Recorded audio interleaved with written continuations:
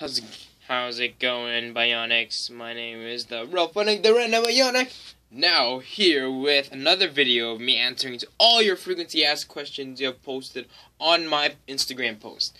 And I will be reading them out and answering your questions. And I'm here with my YouTube buddy, the Bionic to the Maximum 35. Say hello. Hello, everybody. I am Bionic to the Maximum 35, not just Baymax. Because I'm not just the healthcare companion, I'm also a YouTuber. So I really hope you guys are hyped up for this. Because I'm sure I am. And me too. Because at least in this video, we want to make sure no one is distressed. Well said, Baymax. Well said. Okay, so now that that's gonna be, yeah. So now that that's over, let's begin the questions. The first question.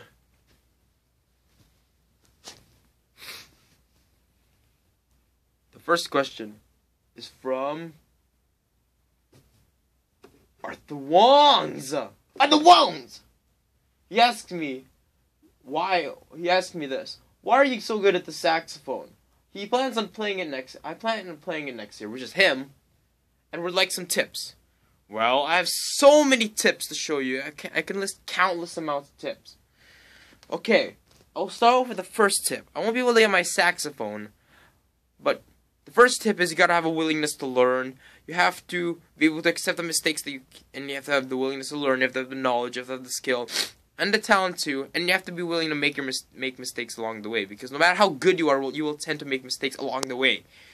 And if you're willing to thrive through that, then by far you will be an exceptional saxophone player.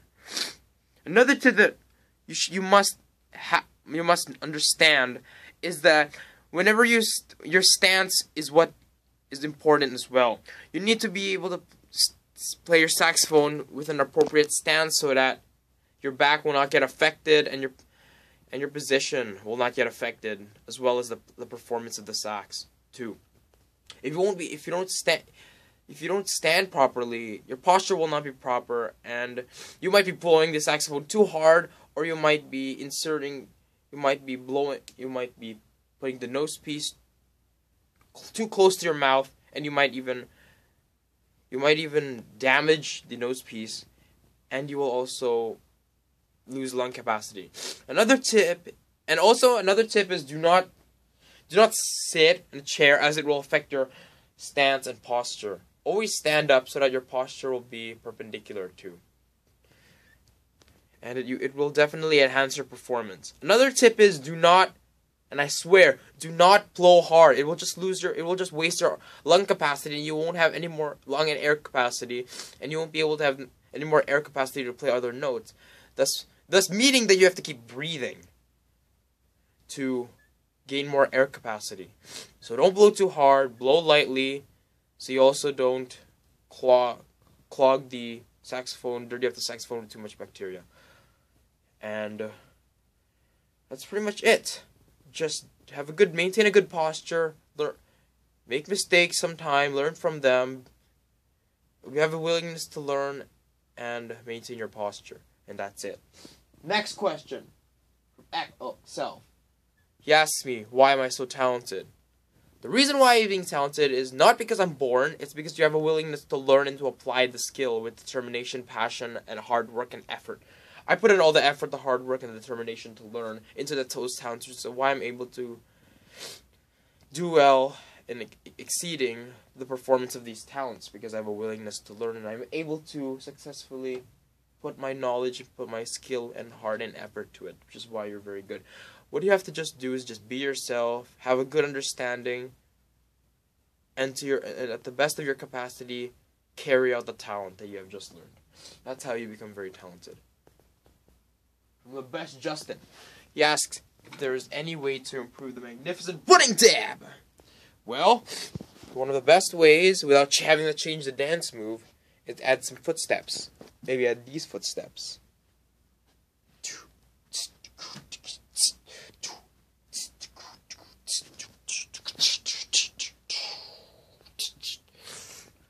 Those are one of the coolest ways, snazziest ways to added the running dab.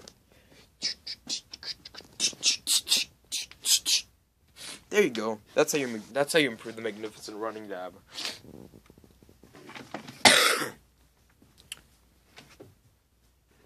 He had a son. He asked if you pour milk or cereal first. The answer is obviously that you pour cereal first, because if you pour milk, the cereal will float on top of it, and it will not look good. There will be too much buoyancy, and there will be too much of a dispension. It will not look good, and you won't even be You won't even be tasting the savory taste that you're supposed to be tasting if you put milk first before cereal. Everything will just float like a boat, and it will just be a huge waste of the cereal. Another question from Annalise Rare, asking if the definition of a crusader, other than being a soldier back in medieval times, that is a variant of a knight that is a hero.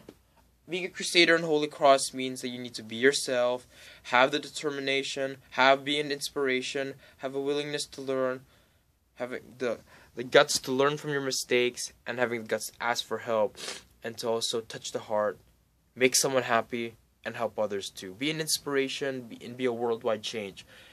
Touch the hearts of other people and make other people happy. That's the true meaning of being a crusader is. Other than that, a crusader is a variant of a knight in its general definition. More questions. Yeah, David Ramos asks if I put socks or pants first. I normally put pants first so I don't get cold, just to hide my leggings. And for you, I'd rather put your pants on so you don't get cold. Socks, your feet, you don't really need them because they're not cold. I'll drink these on. So when you touch your finger, what do you feel first with your arm? What do you feel first? Your finger touching your arm, or your arm touching your finger?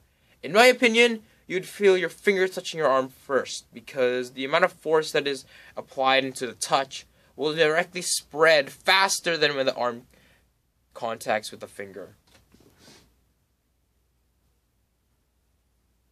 And one last question from Anna Bukowski. How I was able to come up with my nickname, RalphonicTheRandomBionic. Well, I was actually pretty hopeless in trying to find myself a YouTube nickname, or even like a code name for myself. But since I like the X-Bionic company, I've been inspired by it so much that I could have able to incorporate a bit of my personality and my talents to the Bionic. Since I'm like a hardworking person, I tend to work like a robot. I act like a robot too. I decided my bonding with X-Bionics has been very high, which is why I was able to have the ability to incorporate both the word Bionic and my name Ralph, which is able to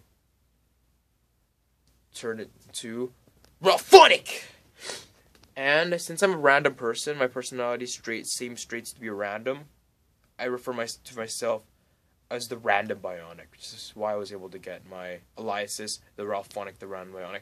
These are all the questions. If you have any more, leave them, and I'm going to answer them in my next video. Thank you very much for watching. Feel free to subscribe, comment, like, and I'll see you in the next Bionic video. Peace out, Bionic!